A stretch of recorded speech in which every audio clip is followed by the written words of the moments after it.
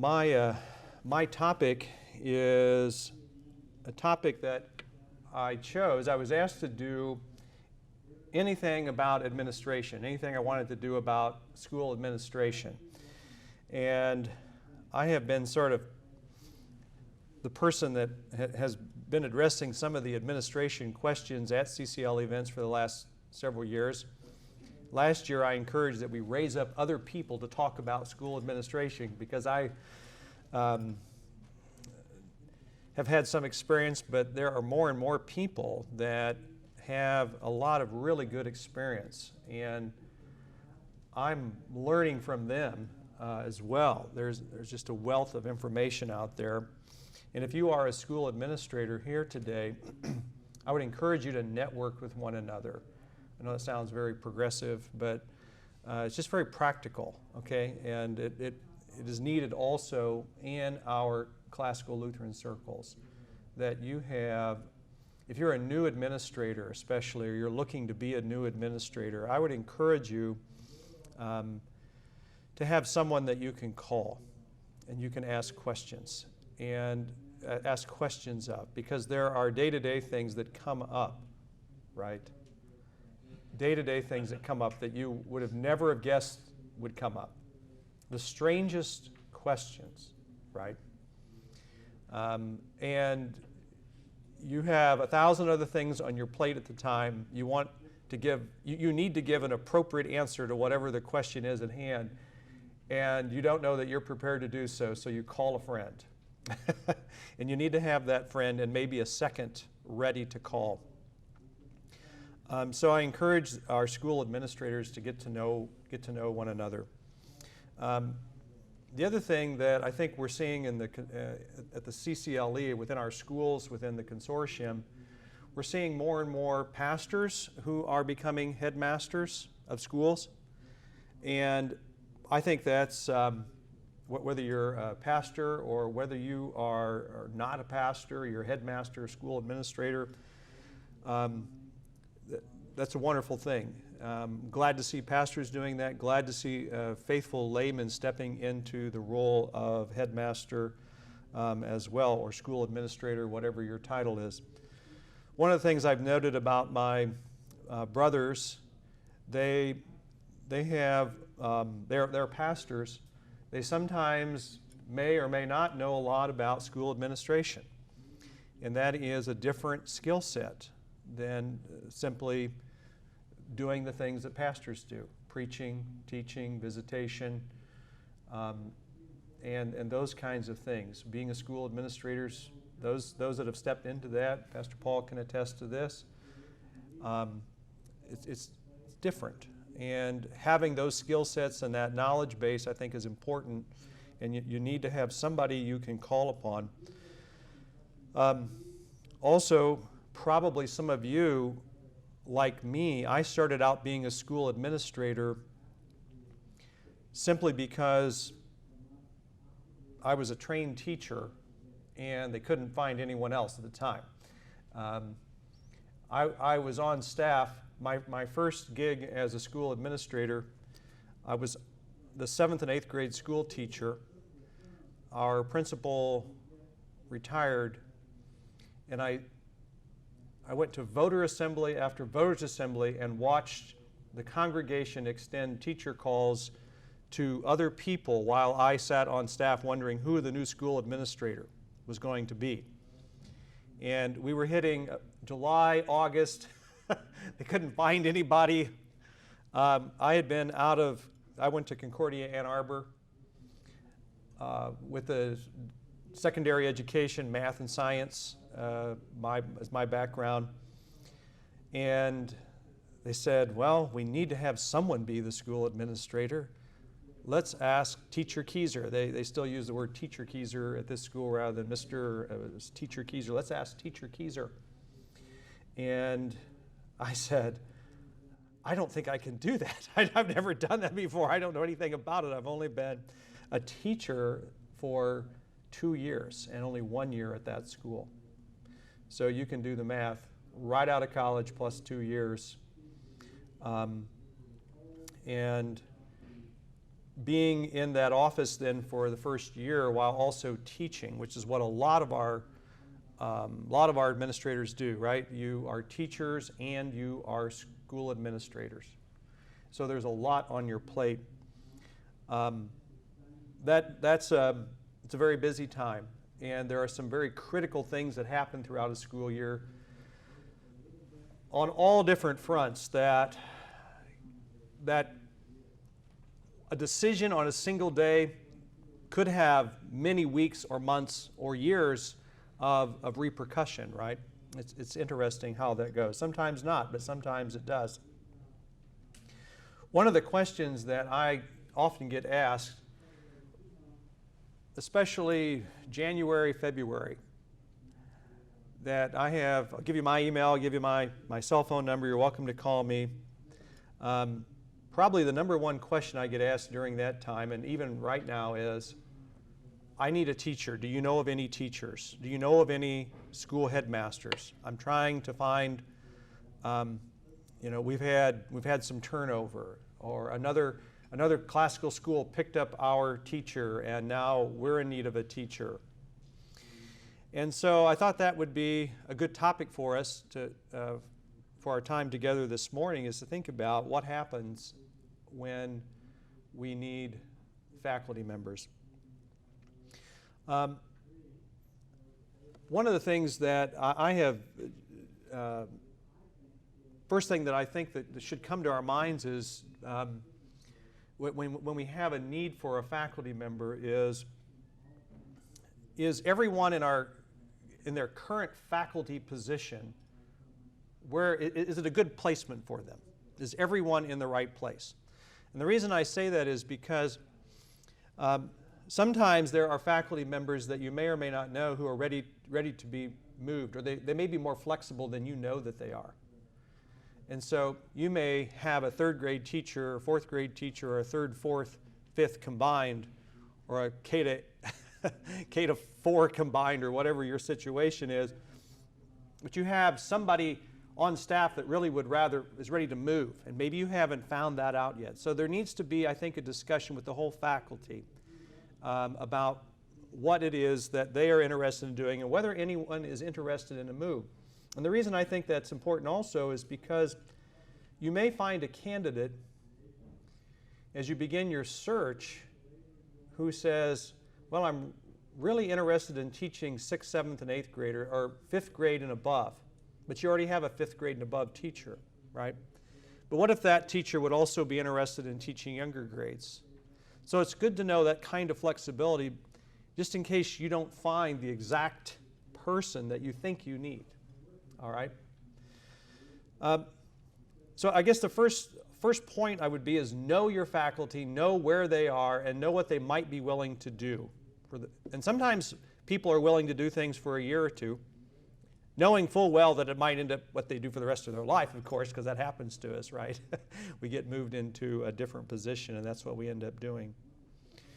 But also, school administrators, look at your own faculty. Is there someone on your own faculty that could be raised up to be the school administrator? So in both those positions, although school administration really isn't the topic, but the same principle can be applied. Sometimes, as you look at your current situation, you may also realize that depending on enrollment and maybe other factors, that classes that weren't combined could be combined, or classes that have been combined maybe really need to be split into different groups. And so I think it becomes an opportunity that you're always evaluating this, because that will impact what kind of teacher you need, right? Knowing what class they're going to teach, or whether there could be a combination class. Let me ask this question. How many of you have at least one combined, what's called a combined, typical combined, like 3rd and 4th grade? Okay, does anyone not have any combined grades at all? Okay, one. So you're the exception. We've done it, but they were not used to it. Right, and that's usually the big thing. There's been a push there's been a push, not necessarily in our classical circles, but outside of our circles, that combined classrooms are bad, right? They're bad. And the truth is, they're not bad at all. They can be great and wonderful. But sometimes you have faculty members who come on that have been told and believe for themselves that combined classrooms are bad, right? And you have to fight that. And if not faculty members, parents.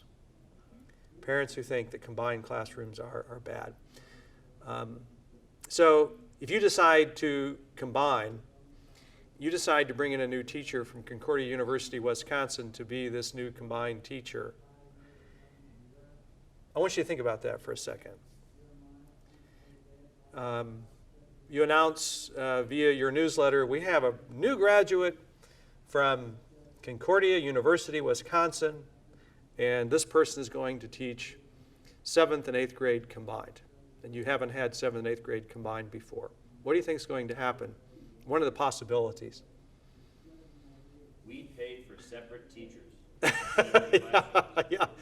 Yeah, you're going to get some pushback. Yeah. And so sometimes there is some preparation among the constituents that you have to do in preparing to receive a new teacher, especially if you've made somewhat of an organizational change. And I think it's good for the person that will be filling that position to know that. Hey, we have something new going on, and we are trying to communicate the positives. I remember when Faith Plano had years ago, and my experience with, or my tenure with Faith Plano has been, I was the school administrator there from 1998 through 2003. In 2003, I left and went to the Fort Wayne Seminary. Spent some time after seminary in the parish only, and then in 2014 came back to Faith Plano as associate pastor, headmaster. All right. So I remember time back during 98 through 2003 that we decided that we were going to combine classes and we were going to bring in a new person to do that. And we brought in a person from the great state of Indiana. That's my home state, so I'm loud and proud, from Seymour, Indiana, southern Indiana. One of the things I realized as we were going through that is that we needed to do some education of our families before we brought this new person on, right? That we needed to make a case for combined classrooms. And the reason we wanted to do a combined classroom is because our school board, we had all individual classrooms, but our school board had set a limit or a minimum required number of students in that classroom in order to establish a new classroom. And so what we are experiencing in our enrollment is that we had about, in 4th and 5th grade, we had about a classroom and a half in each of those. But that half never got large enough to meet the school board's requirement to establish a new full-time teacher. So I said, well, why don't we kind of bridge the gap? We're turning students away in those grades. Why don't we try to bridge the gap and have a 4-5 combo? So it was for purposes of enlarging the student body due to growth. And we had to do some education on that. We did some get-togethers, presentations. We brought in a guy named Ken Gurman. I don't know if any of you know Ken Gurman. He is retired from Faith Plano now, but originally from Indiana, and long tenured teacher emeritus from our school, who had been teaching in combined classrooms. So to bring him on, he just happened to be an experienced person in combination. He had a great attitude about combination classrooms. Then our problem became, after we sold, so to speak, combined classrooms, everybody wanted to be in the combined classroom. So, but that's a better situation than the other way around, right? So my point is that I think that there needs to be some broader conversations than just simply the administrator hearing of one staff member who isn't returning, and now you have to find someone. Begin the discussion with your people, with your faculty, with your school board about what kind of person, what position we actually need to hire.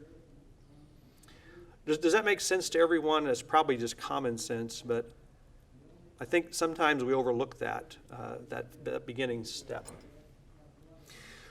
Yes, sir. At that point, going back to your first piece of advice, knowing the willingness of your faculty to make a move over to a different position within the school. Right. How do you even advertise for a position with a specific job description? You mean after you've established that you're going to need a particular? Well, let's say the candidate pool is very, very shallow, and you might get someone who is willing to work in upper grades, and then you have someone willing to work in lower grades, and what they might fit into isn't exactly either one of those, but there are possibilities for later. I'm just trying to feel that out because we've dealt a little bit with that. Okay, yeah. One of the things you might find yourself doing, if you are, particularly, I think a lot of people are bringing on younger teachers, or more retired people about ready to retire, or have retired. And I think a lot of people are doing that is because it's, those might be the people that are available. Two, I think that it's good for our schools as much as they, as best as they are able to to try to raise up their educators rather than simply, this may be a strong word, coveting other faculties, okay? I do my best not to look at, Memorial Houston's faculty and say, oh, they have a really good Latin teacher. I think I'll grab their Latin teacher. Because now I've just put them in the same position I'm in, and I've just passed the burden on to someone else. So we're going to talk about that, the pool of teachers, where to find them. The other thing that comes to mind when you say that is sometimes I think we have to go to our experienced faculty members, and we have to challenge them sometimes, and we have to say, hey, are you willing to get out of your comfort zone? We might need some flexibility with our new hire. I don't know, but I'd sure appreciate it if you'd be willing to maybe consider something different. If we need it, I don't know that yet, but have a conversation with your faculty. I do think it needs to be brought to the faculty because this person is going to be joining that faculty, right? They're going to be joining that faculty, and your faculty needs to be working together. And so I think as soon as you find out and you announce it to your other higher-ups that you have an opening, whether it's because someone's leaving or because your enrollment is suggesting that you need more teachers. And there's a lot of reasons why you might need teachers, that you also discuss it with your faculty. And I guess that's my biggest point there. One of the things that I also do with current faculty is in December of the school year, I have intent to return forms. And it's sort of the initial, ask of who is intending to return for the following school year. I do that in December, and usually ask for that to be returned when they get back from Christmas break. I may be one of the earlier ones. I don't know. I may be one of the later ones. I like to ask in December, and you say, wow, already for next fall? Yeah, already in December. A couple reasons. One, it just helps for our planning. And if you already know that for whatever reason you won't be returning, you probably already know that. You may not, but a lot of people already know that sooner than you might imagine. So I just go ahead and ask them. Secondly, do you have that in your yes, in your Google Doc? I do have, and I'm welcome to. That reminds me, if I do have an administration Google Drive that I have a lot of information that I've shared with quite a few of you, and I've asked you, some of you other administrators, to upload things, but I'm ripping my thing. If we get a sheet of paper, if you would like to be on that Google Drive with all kinds of things that I've put up there and other administrators for CCLE, give me your address and I'll share that with you. But as you begin your search, in a couple places that you'll probably want to begin your searches for teachers, you'll need to know in January in order to begin that search, in order to get into those avenues of search. For instance, if you decide that you want to go to a job fair like at Hillsdale, the Hillsdale Job Fair is usually the third week of February? Third week of February. And you need to get a plane ticket, you need to get a room, you need to make arrangements to get there in third week in February. So if you find out in March, or if you find out even the first part of February, that's cutting it pretty short that you think you're going to have to go to this job fair. The other thing is that if you do decide that that you want to use the synod's placement, you want to get your name in with the placement directors at all of the Concordias in January, as soon as you can in January. They will begin looking at teacher assignments during the month of January.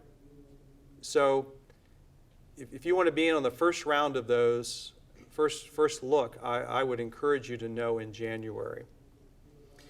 So those two areas alone, I think we're getting a lot of teachers from Hillsdale. We're also now going to be getting more and more, hopefully, good classically trained teachers from CUW and CUC and CUI. And these teachers should begin popping up on the placement director's radar screen. So if you, up until, I would say probably this year, hopefully this year, but maybe last year, students, well, first of all, a lot of our Concordias are now starting the, like CALA, and we have, what's it called at CUW, your program, just the classical ed program, or, okay. So they're just now getting students enrolled in those programs, and they're just now getting students graduating from those programs, and there aren't a lot of them. There's a handful, 1 and 2 or 3, and sometimes 3 or 4 combined, if that many, from all 3 Concordias. So the pickings are somewhat slim. We probably, with as many people, as many schools as we have needing teachers, we may not have graduates from the Concordias alone to meet the needs. When I have gone to Hillsdale, usually there are 2 or 3, 4 LCMS schools there. Some of you have been there when I've been there. I feel like the administrators are competing for potential candidates. We're both interviewing, or several of us are interviewing the same teachers. And we're sitting down at lunch and we're talking about, would this person be a better fit at Faith Plano, in Casper, Wyoming, in Houston, Pagosa Springs? These are the conversations that administrators are having regarding potential candidates. Unfortunately, the administrators that I've worked with, you and others, it's very collegial. We're pretty honest with one another. We need a younger grade teacher. This person's interested in teaching younger children. Other school is not. I said, you interview this person, you go for it, see what happens. So at any rate, this intent to return and the why you need the intent to return, I think, is very important. So I would encourage you, if you haven't already, to back up that ask when, especially when teachers would be returning. Any more questions about that? You do the same with students, so you get an enrollment number. Do you send out a form in December as well for families? Yes, that is also the same time that we start re-enrollment. Yeah. Start re-enrollment in December. Yeah, our enrollment is ready to go in December. So you already have your academic calendar is ready for the next year in December, all that's set or not? Tuition fees, everything. The first semester is spent in August. I will begin preparing for the 2020-2021 school year. Yeah. So first semester of the current academic year is spent preparing for the following academic year. Yeah, my advice, administrators are always telling their, at least I think it's true, teachers are planners, right? If you don't come by it naturally, if you're not a planner naturally, I've almost wondered whether or not it'd be better to have some sort of either several seminars or in planning, how to be a planner. Know something, have a degree, have a content knowledge base, but be a planner also. Administrators need to be planners. And you can't plan everything, but as best you can, start thinking ahead. So I've already mentioned some of the Hillsdale as a potential. Our Concordias are a potential. I would advise that all of us use the synodical placement request access, okay? And I think the best way to do that is to contact your district office. Contact your district office for access to that portal, all right? I would advise to ask all the Concordias for classical Lutheran educators. I think it helps all of us when you do that. It tells Synod that classical schools are looking for classical educators. So even if you don't get anyone, ask anyway. I've asked for 5 years, and I haven't gotten a single one through the Synod placement. But I still ask. It lets them know, the placement directors can go back to their people and say, hey, I keep getting these requests from these schools. And that's a good thing. That's a good thing. So everybody ask, would you? Everybody ask. So go through Synod. Try to get a teacher through Synod, the placement director. Job fairs, I've already mentioned Hillsdale. There may be other places. As of right now, I don't think that our Concordias are offering job fairs. I hope they will at some point. But the other thing that we have mentioned to the 3 Concordias in particular, and that's Irvine, Chicago, and Mequon, is that they consider this annual event a job fair. We have a teacher on our faculty who came to us from Irvine because she came to CCLE. So now is the time. See those 3 people back there? They're your candidates. You should know them. Okay. So we speak with administrators, but when you see the Concordia people here, the people who will be graduating, and even if they're freshmen or sophomores and they're not ready to be placed yet, shake their hand, give them a card. This one young lady, I gave to her, I always carry, I have a CCLE pen with me right now, but I gave to her a Faith Plano pen. Hey, here's my contact, here's our website. If you need a job, maybe we'll have something here in a couple years. And when we were able to extend a position to her, she told me she signed her paperwork with that pen that I had given to her at a CCLE event. So we want to make this event, if nothing else, a place to encourage those people to come to this event and administrators to get to know them.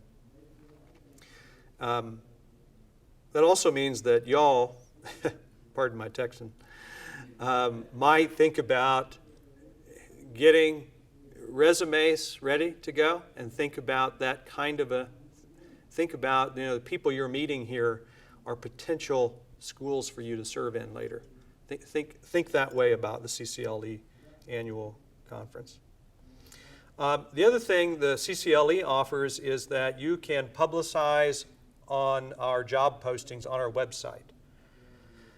So those are the 3 things I tell any administrator that calls me.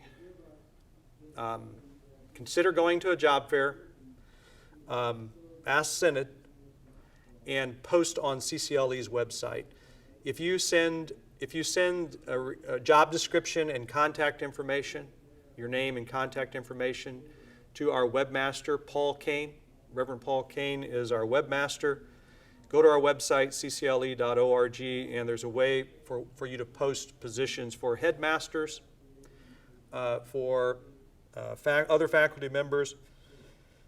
And if you are somebody who's in transition, you may post your name there. So a Concordia grad could post their name on there. I'd love to see that thing fill up with Concordia grads so that you could go there and find out positions that are open, but also administrators could go there and find out people who are looking for positions. So consider that. Does anybody else have another option? Those are the three biggies that I'm thinking of right now that in the last several years we've been using to get teachers. Yes, ma'am, in the back. I think Facebook is starting to become a real resource for people. I know that there's like a Lutheran ed page, but that like expands obviously beyond the classical realm. But I'm wondering if there's a way to like make another type of page or something, because I know that the non-classical Lutheran schools were trying to make a page for position openings and stuff like that. And I know us young people are on there all the time, so that could be Okay. a potential thing to try to do. I'd like to second that. I tried to become involved in the Hillsdale Job Fair, and they said, no, you have to be on a waiting list for the following year. I did contact all three Concordias, and I think the first grads are coming out this December, so they're just weren't quite ready. So Hillsdale told you that they were booked and that you could not? I had to get on a waiting list to be in the Oh. job fair for the next year. So then, what do we do? So my pastor put the description on Facebook, and we had three teachers come to us. One was a recent Hillsdale grad, one was a classical teacher whose school had just closed, and the other one just a person coming in. So Okay. just to kind of second that, if those other methods aren't working, that's what happened for us. Right. And there are a lot of other methods, you're right, that just happen, right? Because the Lord provides. He doesn't have to use the three methods I just suggested, so exactly. And maybe given more time. I had a question too about timeline. Just running into the problem of the congregation's fiscal year Okay. in July to June. So we start looking for teachers in January, in February, March. You have to wait to call them until the budget passes. So how is that for other schools? Yeah, very practical question. If you have a July to June budget cycle, right? Or do most of you have January to December? Or if you have a January to December, either way you're going to run into trouble, right? Because the January to December only runs through the middle of another school year. Here's my, we have a June through July. We've established that first year teachers are going to have a particular salary scale, and so we know that. So we have committed to that. So then you'll just have to add that to your budget when you. Unless you're adding a position. If you go from, a 30-year teacher to a 2-year teacher, that's not a problem. If you go the other way, it's a big change. Or if you're increasing or decreasing staff, which we're increasing staff, I guess, then it's Right. Yeah. What I would really encourage your congregation to do is to think outside of just the 1 year and think in terms of try to think in a 3-year plan. It may not be officially approved, and I don't know how it works in your congregation, but try to think longer term and build in some of that fluctuation over a 3-year period. Because while we live in an annual fiscal budget, we also don't live annually, right? I mean, I've been at Faith Plano for 5 years, so I could say, hey, I could look at it over a 5-year period. So we have set up those boundaries.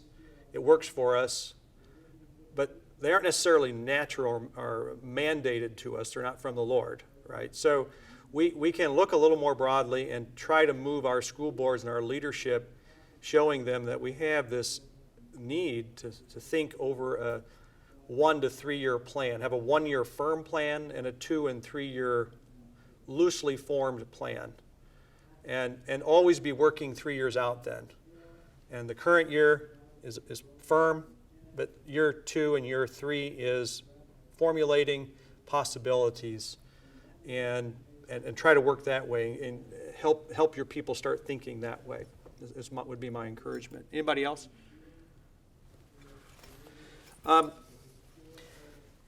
So, what time does this session end? What's that? Oh boy. So, interviewing. Some suggestions for interviewing. I have come up with, for Faith Plano, 8 general areas that I find important in finding faculty members. Okay, and I'm just going to run through them. We can talk about any of them that we might want to talk about. But so, in my interview questions, and I think also job descriptions, I also think evaluation, supervision of this person, all should build on these, whatever your core characteristics are. So it works into a big package, right? You shouldn't hire someone for some reasons and then evaluate them for other reasons. It should all go together. And your initial questions to them ought to reflect what's important to you in your school. So, successful teachers at Faith Lutheran School of Plano: 1, confess the Christian faith. 2, teach the curriculum of a classical Lutheran education. 3, care for the children entrusted to their care. 4, communicate with all those associated with their vocation as a teacher. And if you ask me, these are on the Google Drive too. 5, participate as a communicant member of Faith Lutheran Church. 6, observe the established rules and policies governing the school. 7, grow as lifelong learners. 8, read good books. So those are 8. Now, maybe you have another one that's really good as well. I think that is fairly inclusive. And so, I ask questions about that are related to these 8. For instance, starting backwards, what books have you read recently? Don't say what good books, just what books have you read recently? And then discuss that, maybe ask them a little bit. What did you find interesting about the book? Ask questions about them, either the potential or examples of them having grown as lifelong learners. If they're in college, what courses have you taken? What's your future plans? Do you want to get a master's degree?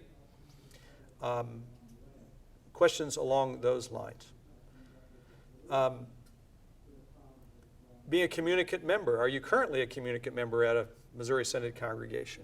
And for us, we also want you to be aware of our worship practice. We use Lutheran Service Book, primarily Divine Service Setting 3. We have all the Lord's gifts every Sunday. We have communion every Sunday, preaching every Sunday. And those kinds of things, are you comfortable with that, or are you really looking for something else? So ask them some questions about classical Lutheran education.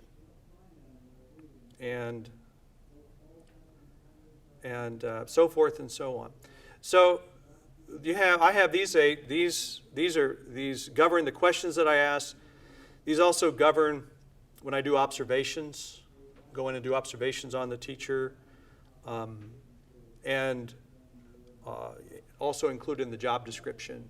These 8 are reflected in the job description.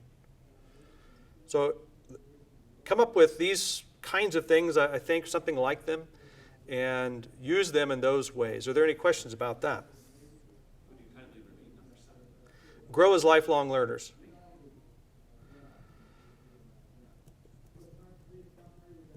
So the next item then is the contractual relationship that you will have with the individual.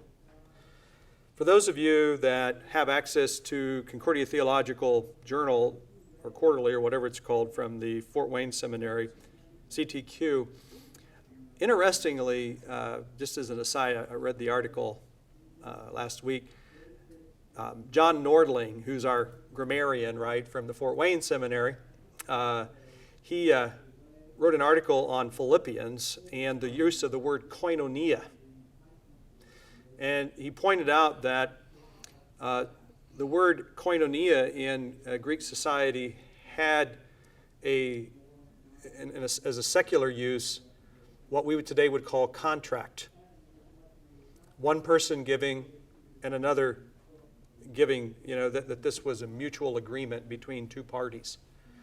And how Paul then used that word to express fellowship in many ways, the Holy Christian Church, but also fellowship in the Lord's Supper. Just interesting that it was a secular term having to do with contract, okay? And that's exactly what a contract is. I think that the contract is not only what we're going to expect from the individual, but the contract should also say what the individual should expect from the church and school, both ways. So think about that. So just some highlight of some things to include in a contract. Some of the obvious stuff, such as the job title, attach a job description. I think you should have a job description. It should go along with the contract, or at least as an attachment. Obviously should include compensation and benefits, because you as employer, the church, the school, will be the means by which God will provide daily bread. You have to think of it that way, right? We have theology, and then practical theology is expressed here, even in writing these contracts. So God is going to be providing daily bread for this individual, in part through you. Sometimes this, well, let me say this. I think that it's good for us to include the total cost to the organization in providing for the individual. And what I mean by that is I think it's helpful for the prospective teacher to see not only what sort of take-home salary that they will have to live on, but also if you are investing in benefits for them, what that's going to cost the organization and what it's going to cost them, because sometimes we have shared costs in benefit packages, right? My experience is that Lutheran schools often offer a lower salary, take-home salary, but if you offer the Concordia health plan, the Concordia benefit plans, they tend to be better than some of the other health care services that they might receive from other institutions. And so I like to point out the benefit plan that a worker will be receiving. And if you invest in retirement for them and things of that sort, you need to tell them that and put that in a way that they can see that total way that you are going to be providing for them monetarily. Things such as what sort of expectations will you have for time off? What if they get sick? You have sick days. Those things should be included. You have a vacation policy. I think those things should be included. That's how you are providing for the worker. The employee classification. So if you are a minister of religion commissioned, that's the nomenclature in the Lutheran Church Missouri Synod, right? Or ordained. You are self-employed, or you may be self-employed. And that has different tax implications. It's one of the toughest things I have had to try to explain to a new person. And if they are not, that affects our budgeting differently, if you are not, because now we're paying part of your Social Security, the FICA, and all of that. So that needs to be articulated in the contract, and it needs to be explained and re-explained and after you explain it again. And before April the 15th comes around, maybe sometime in February, you might sit down with those individuals or with your business manager and explain it again. Employment period. This becomes important, especially, God forbid, but if there is a dismissal or someone has to leave for whatever reason, that this contract is good for this employment period, including the, and I would attach the school year and events that you expect them to be present throughout the school year. So there may be teacher meetings and so forth. The possibility, and this is something you may or may not consider, a confidentiality agreement, that materials that they developed, whether or not they are for the school or for their own, should they leave those things with the school? Is it for the sake of the school? Is it their own?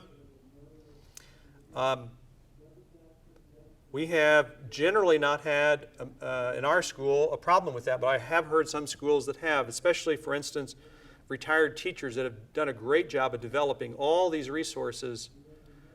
But there are some schools that then that teacher wants to take everything and no, we really don't want you using that in the school. It hasn't happened at Faith Plano, but I have heard that. Does the school have an expectation? I would just say articulate that, whether it's formally in a contract or at least in conversation, so you know what's being left with the school and what is not if there happens to be a severance for whatever reason, maybe just retirement. Consider also either in a policy, attached policy, or in the contract itself, guidelines for technology use, social media, email. Anymore, if I get a candidate, I go on Facebook and I look at Facebook. Find your account and look at Facebook. You do the same thing with the school, right? If you're in future. So we do that. All Hillsdale grads I know are on the that slips my mind. What's the platform for business? LinkedIn, yeah, LinkedIn. So I have a LinkedIn account. There's other accounts you may have as well. But do you also have policies? You know, we have a policy that basically says you cannot say anything unchristian, negative, so forth and so on about the school or individuals in the school, really about anybody on social media or otherwise. Why? I mean, I don't know. Why should it only apply to social media? It should also apply in the hallways and other places as well. Termination terms and conditions. They should be aware of a reduction in force policy at some point, either in the contract or referenced in the contract. And then if there's any requirements after termination that your school might have for them, you probably either want to reference that in a separate document. For us, we may have a one-page contract, and then we have addendums or attachments that explain these things to a prospective employee. All right. Any questions about any of that? Do that fairly quickly. Probably things that you're all already doing, right? Nothing new. The other thing, and I know I'm running short on time here, but one of the things I wanted to really stress, maybe have another session on, or if you want to sit down and talk about this, is caring for especially first-year teachers. And when you have first-year teachers come in with a lot of enthusiasm. They are very excited to be there. It's just a joy to see that enthusiasm. Eyes wide open. They're ready to but they're ready to take on the world. I think it's good that we help love them through the first 3 years. Couple things I would suggest that I have had my own policies, and do what you want, but one, I really insist that my first-year teachers don't take on more than I've asked them to do without asking me first. I know that sounds very micromanaging, but I have had more than one overzealous teacher become overcommitted and just weeks into the school year just almost ready to quit because they're ready to do everything. They say yes to everything. They want to commit to everything, and everybody asks them to do so many things. They're volunteering for this. So we have to help them not be overcommitted. The other thing is I would, as much as possible, try to keep that first-year teacher doing the very same kind of job for 3 years. Okay, 3 years. This is kind of an old idea, I think, even in Synod.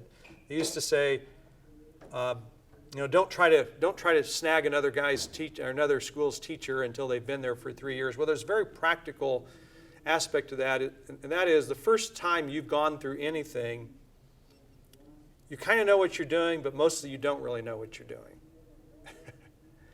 And so you have to live through that the first year. The second year, you have a little better idea, and the third year, you're going to feel pretty comfortable. But if you've changed, first year you were teaching first grade, and the next year you were teaching 6 through 8, and then you were doing something else, it's really not fair to that individual to try to be doing so many things, just boom, boom, boom, boom, boom.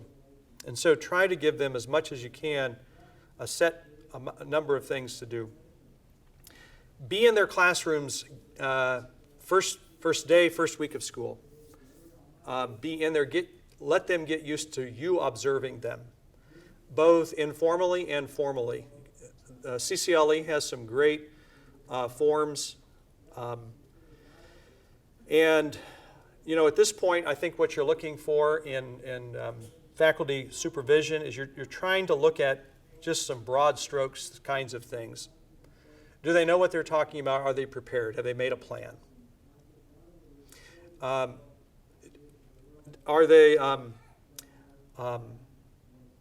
what sort of teacher skills are you observing? So kind of focus on what you do see. It's easy to focus on what you can't see, but focus on what you do see. Remember, we had a first-year teacher who was used to asking a lot of questions, so when I went in to observe her, her teaching was asking a lot of questions. For 45 minutes, was asking one question after another question, after another question, after another question, after another question. When asking questions is a good thing, right? Went in the next time. The entire lesson was asking a question, asking a question, asking a question, asking a question. And, what I come to realize is that the teacher's never really stopping to do any instruction. It was all questions. And so we worked on then trying to change to a few questions, some instruction, maybe some questions for understanding, moving on to some more instruction, and breaking that up a little bit. So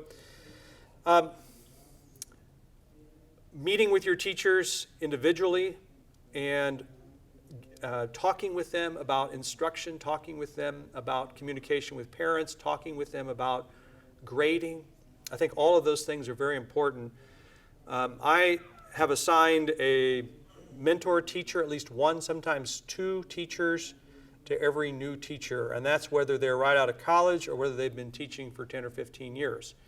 Because let's face it, a teacher that may come from Faith Plano to St. Paul Hamill has a different environment, it's just different. We have a lot of things in common, but there's got to be things that are different. And so you have to have a go-to person within that school, and to have someone readily available to visit with, I think, is very important. And especially, you get the first nastygram. We call them nastygrams at Faith Plano. You get an email because Susie got a C and she's always gotten an A before, and you're a new teacher and you're the first C that Susie's ever gotten. And we don't like you now, and you don't know what you're talking about, and all this and all that. And coaching and preparing that teacher to respond, being professional in that response.